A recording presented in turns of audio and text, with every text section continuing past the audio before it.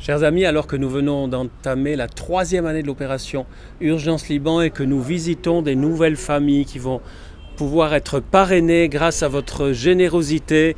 Nous sommes au 7e étage d'un immeuble à Baouchriye, Bouchramoud, et vous voyez au loin, là où il y a eu l'explosion il y a 2 ans maintenant, un peu plus de 2 ans. Nous sommes avec Myriam et avec Fabienne qui découvre, elle, pour la première fois le Liban. Et je vais donner la parole à Myriam pour qu'elle nous explique un peu, qu'elle nous résume ce que nous constatons ces jours-ci. Et on posera une question aussi à Fabienne.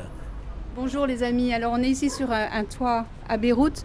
Pour vous résumer un petit peu la situation, en fait ça faisait 5 mois et demi qu'on n'était pas venu et le Liban est vraiment à l'image, vous avez dû le voir à la télévision, ce silo qui continue de s'effondrer, Eh bien c'est exactement ce qu'on a constaté depuis notre dernière venue. On n'a jamais autant visité de familles qui n'ont absolument plus d'électricité, parfois pendant 8-10 jours, plus d'eau.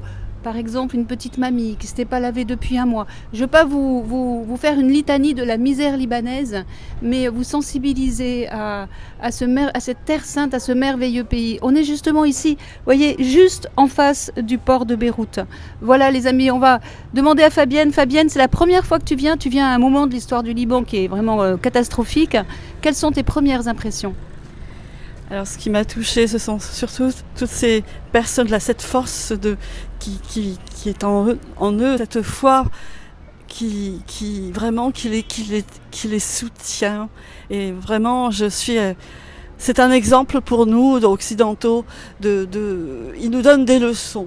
Et ils vivent de providence, et c'est ça, on voit les signes de Dieu chaque jour. Ils nous prouvent par leur témoignage que Dieu est vraiment présent dans leur vie, et comme il est vraiment vivant. Ouais. Alors juste pour vous donner un petit exemple de la foi et de la profondeur surtout de la foi du Libanais, on sort d'une famille où il y a une petite jeune femme, 35 ans, qui a une sœur qui est malade. Donc elle est chef de famille et elle nous disait ceci tout à l'heure alors qu'elle vit dans un appartement, mais c'est vraiment la misère, je ne pense pas qu'on puisse l'imaginer avec nos yeux occidentaux. Elle nous disait, c'est pas grave, du moment que j'ai les médicaments pour ma sœur. De toute façon, comme dit Saint Jean Chrysostome, nous dit-elle, la chaussure que tu as, en plus de celle que tu as à tes pieds, elle n'est pas à toi. Voilà, ça c'est le Liban. À bientôt, au revoir. Voilà, chers amis, nous continuons cette mission Opération Urgence Liban et si vous voulez faire connaître cette opération, je vous y encourage vraiment parce que chaque don est intégralement reversé d'une façon ou d'une autre à nos amis dans le besoin. Nous ne prenons aucun frais de fonctionnement sur les dons reçus par l'association Compassio.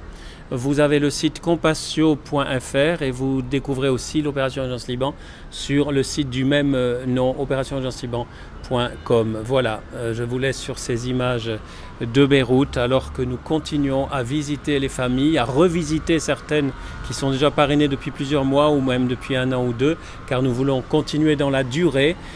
Certaines familles vont mieux et nous avons donc arrêté le parrainage pour le donner à des familles plus dans le besoin. Et puis nous espérons donc parrainer encore des nouvelles familles avant de revenir au quartier général à Fréjus. Merci encore et à très bientôt.